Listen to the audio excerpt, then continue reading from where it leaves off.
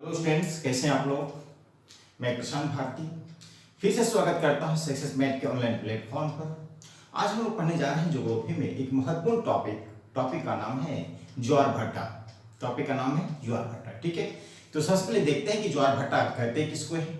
मैं आपको बता दूं कि आप कोई भी वीडियो यदि देखते हैं इस चैनल पे शुरू से लेकर अंत तक देखिएगा, ठीक है, और साथ साथ में नोट्स भी बनाते जाइए, तभी आपको जो है बेनिफिट मिलेगा। ओके, तो चलिए स्टार्ट करते हैं। सबसे पहले समझते हैं ज्वार-भाटा कहते किसको है। यहाँ पे डिफिनेशन लिखा हूं, ठीक है। डिफिनेशन में क्या है, परिभाषा क्या है। समुद्री जल या महासागरीय जल दिन में 2 बार निश्चित समानांतर पर ऊपर उठता है तथा नीचे गिरता है। ऊपर उठता है तथा नीचे गिरता है, यह प्रक्रिया ज्वार-भाटा कहलाती है। फिर समझने का प्रयास कीजिएगा। समुद्री जल या महासागरीय जल दिन में दो बार निश्चित समानांतर पर ऊपर उठता है तथा नीचे गिरता है, यह प्रक्रिया ज्वार-भाटा कहलाती है। ठीक है, मान के चलिए ये एरिया क्या है, अरब सागर है। ओके, ये क्या है, अरब सागर। अब यहाँ पे समुद्र है, कौन सा समुद्र है, ठीक है, अरब सागर।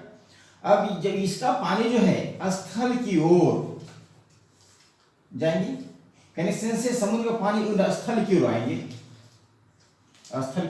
ये ऊपर उठेगा। समुद्री जल हो या महासागरीय जल है का ऊपर उठना ज्वार कहलाएगा।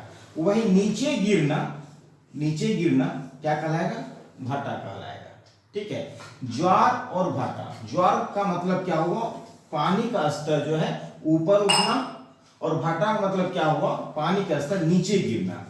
उसको हम लोग बोलते हैं ज्वार-भाटा। ठीक है, सबसे पहले ज्वार-भाटा का जो सिद्धांत या प्रतिपादन का जो श्रेय दिया जाता है वो दिया जाता है विलियम बेबल ने दिया था। कई बार क्वेश्चन ये पूछा है पेपर में कि ज्वार-भाटा की उत्पत्ति के संबंध में प्रतिपादन जो है किसके द्वारा, विलियम बेबल ने दिया था। इस पॉइंट को आपको लिखना है। लिख लिए, ठीक है। उसके बाद ध्यान देना है, इधर आइए। 2 ज्वार-भाटा के बीच का अंतराल 12 घंटा 26 मिनट का होता है। कई बार क्वेश्चन पूछता है 2 ज्वार-भाटा के बीच का अंतराल कितना समय होता है, 12 घंटा 26 मिनट का होता है। मैं आपको बता दूं 24 घंटे में 2 बार ज्वार-भाटा आता है। कितनी बार, 2 बार आता है। तो हर 12-12 घंटे माना चाहिए, लेकिन यह 26 मिनट ज्यादा हो रहा है। तो इसका कारण यह हुआ कि पृथ्वी और चंद्रमा के घूर्णन की गति के कारण ये अंतर जो है 26 मिनट का अंतर बढ़ जाता है। ठीक है, ये भी आपको पता है पृथ्वी अपने अक्ष पर 24 घंटे में घूर्णन करती है। ठीक है, 24 घंटे में 2 बार ज्वार-भाटा आ जाना चाहिए, लेकिन यहाँ पे 26 मिनट एक्स्ट्रा लेता है। इसका कारण यह है कि पृथ्वी और चंद्रमा के घूर्णन गति के कारण 26 मिनट एक्स्ट्रा टाइम लेता है। ठीक है, यहां तक समझ में आया। दूसरी बात आपको समझना है कि महासागरों एवं समुद्रों में ज्वार भाटा के उत्तरदायी कारक 3 होते हैं। यदि आपसे पूछे पेपर में कि ज्वार भाटा क्यों आता है महासागर या सागर में, क्यों आता है आपसे पूछेगा, तो आप बोलेंगे इसलिए 3 कारक जिम्मेदार है। एक होता है सूर्य का गुरुत्वीय बल, दूसरा चंद्रमा का गुरुत्वीय बल, और तीसरा पृथ्वी का अपकेंद्रीय बल। यहां आपको समझना है कि आप समझ रहे हैं कि सूर्य के गुरुत्वीय बल, जैसे कि आपको पता है कोई भी ग्रह जैसे कि पृथ्वी ग्रह, बुध ग्रह, तो सूर्य के चारों चक्कर लगाते हैं। क्यों लगाते हैं, गुरुत्वाकर्षण बल के कारण। यदि सूर्य के पास गुरुत्वाकर्षण बल नहीं होता तो कोई भी ग्रह सूर्य के चारों चक्कर नहीं लगाते। तो यहाँ पे पृथ्वी जो है सूर्य के चारों चक्कर लगाते हैं, और पृथ्वी पे ही तो सागर महासागर है ना, और सागर महासागर का पानी ऊपर उठता है तो ज्वार कहलाता है, और नीचे गिरता है तो भाटा कहलाता है। तो यहाँ सूर्य के गुरुत्वीय बल के कारण दूसरा चंद्रमा के गुरुत्वीय बल के कारण, अब तीसरा क्या है, पृथ्वी के अपकेंद्रीय बल के कारण। तो ये दोनों समझना तो आसान है, लेकिन इसको समझना है थोड़ा सा, पृथ्वी का अपकेंद्रीय बल क्या होता है। जैसा आपको पता है कि चंद्रमा पृथ्वी के चारों ओर चक्कर लगाते हैं, क्लियर, पृथ्वी के चारों ओर चक्कर लगाते हैं चंद्रमा। यहां पर आपको बाय मैप के माध्यम से समझाऊं, ज्यादा समझ में आएगा आपको।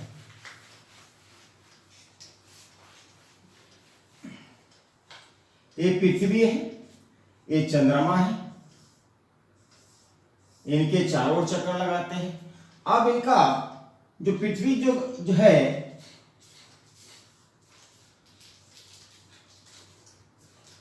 पृथ्वी का जो बल है बाहर की ओर खींचा जा रहा है, ठीक है। चंद्रमा जो है पृथ्वी पे है सागर, महासागर, पृथ्वी पे तो है सागर महासागर।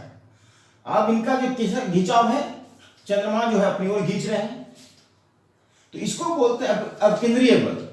जैसा आप बचपन में आप यहां पे सेंटर मान के आप घुमाते हैं कोई भी चीज, ठीक है, यहां पे अपकेंद्रीय बल का प्रयोग होता है, अपकेंद्रीय बल का प्रयोग होता है, ध्यान देना है आपको।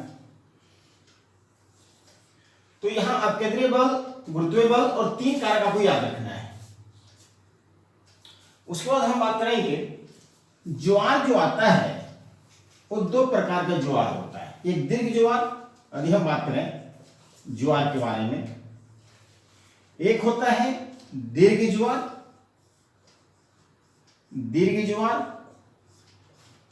एक होता है लघु ज्वार, एक होता है लघु ज्वार, एक दीर्घ ज्वार, दूसरा लघु ज्वार। तो दीर्घ ज्वार कब आएगा,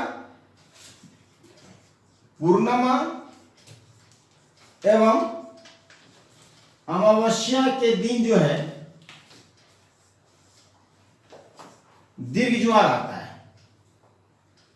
इस दिन क्या होता है, सूर्य, चंद्रमा, पृथ्वी, सूर्य, पृथ्वी, चंद्रमा तीनों एक दिशा में होता है, समझने का प्रयास कीजिएगा।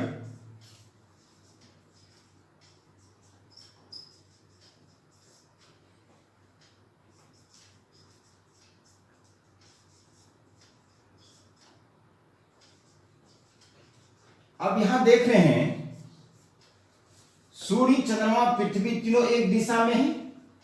एक कंडीशन क्या कहलाएगा, पृथ्वी और सूर्य के बीच में जो चंद्रमा आता है, इस कंडीशन को हम लोग बोलते हैं सूर्य ग्रहण। यहीं पे जब चंद्रमा और पृथ्वी के बीच में,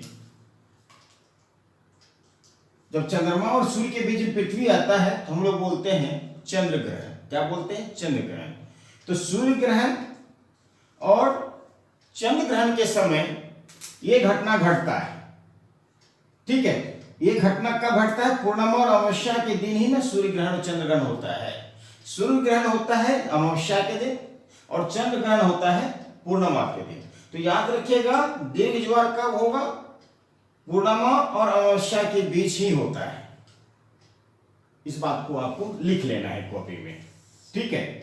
तो तीनों जो देख रहे हैं यहाँ पे एक डायरेक्शन, एक सीध में है, इस एक सीध होने के कारण जो है यहाँ पे दीर्घ ज्वार आएंगे, ठीक है। बहुत अधिक बल लगता है, यहाँ पे पृथ्वी पे है, यहाँ पे देख रहे हैं। इस कंडीशन में जो है चंद्रमा भी ताकत लगा रहा है और सूर्य भी ताकत लगा रहा है। इस कंडीशन में जो है पानी का जो ऊंचाई होगा वो अधिक मात्रा में होगा, इसलिए वहां पे दीर्घ ज्वार की बात आएगी, ठीक है। अब यहां पे ध्यान देना है लघु ज्वार के बारे में। लघु ज्वार कब आता है, कृष्ण पक्ष एवं शुक्ल पक्ष, कृष्ण पक्ष एवं शुक्ल पक्ष 8वीं एवं 7वीं के दिन, कृष्ण पक्ष शुक्ल पक्ष के 8वीं एवं 7वीं के दिन जो है लघु ज्वार आता है। कृष्ण पक्ष एवं शुक्ल पक्ष के 8वीं एवं 7वीं के दिन जो है लघु ज्वार की घटना घटती है। ये कृष्ण पक्ष और शुक्ल पक्ष जो है अमावस्या के 4 दिन के बाद जो है एक कृष्ण पक्ष कहलाता है, पूर्णिमा के 4 दिन के बाद वो शुक्ल पक्ष कहलाएगा। ठीक है, तो यहां पर 8वीं और 7वीं जो है कृष्ण पक्ष एवं शुक्ल पक्ष के बीच में जो है घटनाएं जो है होंगे लघु ज्वार घटनाएं होंगे। यहां पे लघु ज्वार आपको समझना है, एक बात और समझना है, ये सूर्य है, ये पृथ्वी है। इस कंडीशन में क्या होता है, समकोण की स्थिति होती है। ये सूर्य है, ये चंद्रमा है और ये पृथ्वी है।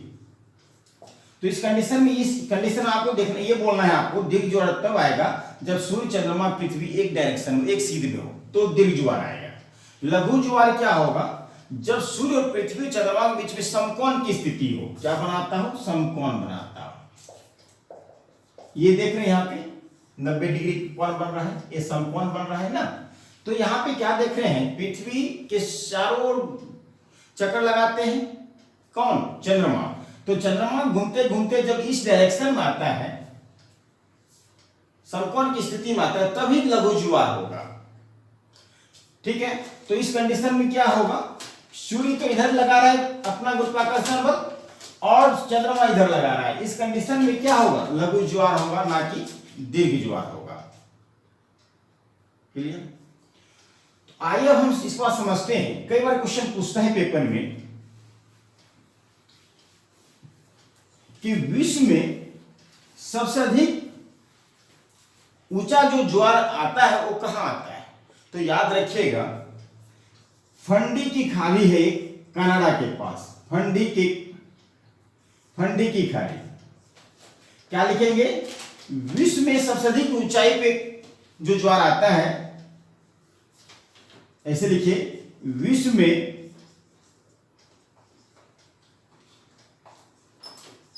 सबसे अधिक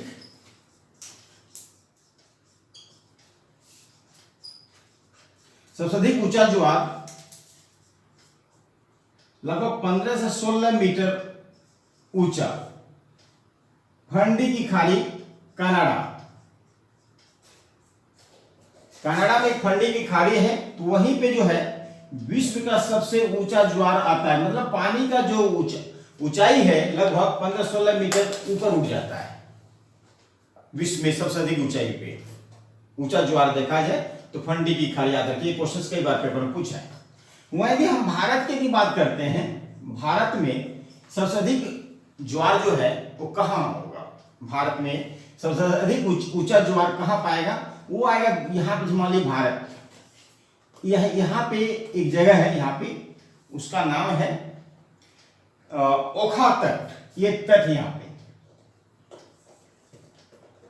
ये ओखा तट, गुजरात, ओखा तट, गुजरात। ठीक है, ये भी क्वेश्चन पूछा है। भारत में सबसे अधिक जो है, सबसे अधिक ऊंचे ज्वार जो है, ऊंचा ज्वार जो है कहाँ आएगा, ओखा तट, गुजरात में आएगा। लगभग इसका जो पानी का जो ऊंचाई है लगभग 2.7 मीटर ऊपर उठ जाता है, 2.7 मीटर ऊपर उठ जाता है। इस बात को ध्यान देना है।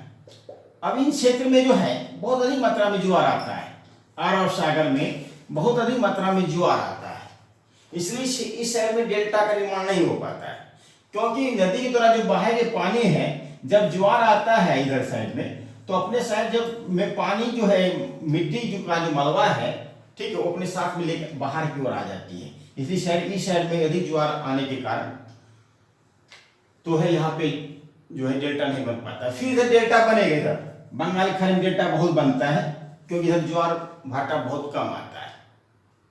तो टेम्स नदी के किनारे लंदन शहर बसा हुआ है। लंदन एक बंदरगाह भी है, और आप देखें हुगली बंदरगाह जो कलकत्ता में है, और ये दोनों बंदरगाह देखा जाए कब निर्माण ज्वार भाटा की वजह से ही इन दोनों बंदरगाह निर्माण हुआ है, ज्वार भाटा की वजह से। अब मैंने अभी आपको बताया कि 24 घंटे में जो है कम से कम 2 बार ज्वार भाटा आता है, लेकिन विश्व में एक ऐसा स्थान है जहां 4 बार भी ज्वार भाटा आता है। विश्व में एक ऐसा स्थान है जहां 4 बार भी ज्वार भाटा आता है। उसका नाम है साउथहम्पटन।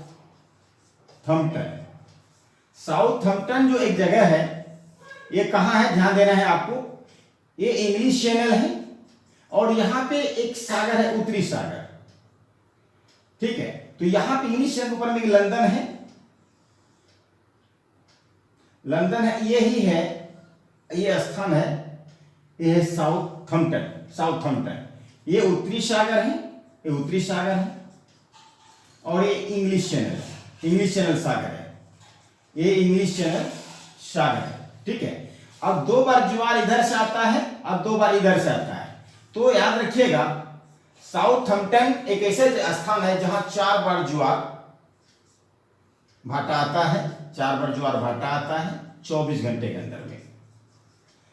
ठीक है, ये है अपना लंदन, ठीक, इंग्लैंड, ये इधर है फ्रांस, ये इंग्लिश चैनल सागर है, इधर उत्तरी सागर के बीच में एक जगह है साउथहम्पटन। यहां पे 4 बार ज्वार भाटा आता है 24 घंटे में, जिसमें अभी आपको बताया कम से कम 24 घंटे में जो है ज्वार भाटा 2 बार आएगा। ठीक है, अब ये भी याद रखिएगा जो दीर्घ ज्वार और लघु ज्वार के बीच में कम से कम 7 दिन का अंतर होना चाहिए, 7 दिन का अंतर होना चाहिए। दीर्घ ज्वार एवं लघु ज्वार के बीच में कम से कम कितने दिन का अंतर होना चाहिए, 7 दिन का अंतर होना चाहिए। ठीक है, ये था टॉपिक, ज्वार भाटा का टॉपिक है। ठीक है, समझ में आया। ज्वार भाटा के संदर्भ में आपको कोई भी डाउट यदि होता है तो आप कमेंट बॉक्स में अपना डाउट लिख सकते हैं, उसके अकॉर्डिंग जो है आपको आंसर मिल जाएगा। एक बार फिर जो है तेजी से रिवाइज कर लेते हैं। यदि मैं आपसे क्वेश्चन पूछूं ज्वार भाटा संबंधित कि विश्व में सबसे अधिक ऊंचाई पे ज्वार कहां आता है, आप क्या बोलेंगे, फंडी की खाड़ी। फंडी की खाड़ी कहां है, कनाडा में पास। यदि वहीं भारत में की बात करें, वहीं भारत में सबसे अधिक ऊंचाई पे ज्वार कहां आता है, तो आप क्या बोलेंगे, ओखा तट। क्या बोलेंगे, ओखा तट। ठीक है, बंगाल की खाड़ी में कम ज्वार भाटा आएगा, अरब सागर में ज्यादा आता है ज्वार भाटा, जिसकी वजह से जो है बंगाल की खाड़ी में ज्वार भाटा कम होने की वजह से जो है डेल्टा का निर्माण होता है। अरब सागर में डेल्टा का निर्माण जो है ज्वार भाटा के कारण नहीं हो पाता है। ठीक है, पानी का ऊपर उठना ज्वार और नीचे गिरना भाटा कहलाता है। ठीक है, अब इसका प्रतिपादन जो ज्वार भाटा का प्रतिपादन किनके द्वारा किया गया था, किनके द्वारा, तो आपको मैंने बताया अभी, विलियम बेबल के द्वारा। विलियम बेबल के द्वारा जो है इसका प्रतिपादन किया गया था, ज्वार भाटा का प्रतिपादन किया गया था। ठीक है, दीर्घ ज्वार कब आएगा, पूर्णिमा और अमावस्या के दिन ही दीर्घ ज्वार का निर्माण होता है। कृष्ण पक्ष के 7वें और शुक्ल पक्ष के 8वें के दिन जो है लघु ज्वार का निर्माण होता है। लघु ज्वार का निर्माण कब होगा, जब पृथ्वी, सूर्य और चंद्रमा के बीच में समकोण की स्थिति होता है। वहीं पे दीर्घ ज्वार कब आता है, पृथ्वी, चंद्रमा और सूरज जब एक दिशा में होता है, एक सीधी में होता है, तो यहां दीर्घ ज्वार का निर्माण होता है। ठीक है दोस्तों, ये था टॉपिक आज की क्लास में, ज्वार भाटा। फिर मिलते हैं कल की क्लास में। Thank you so much.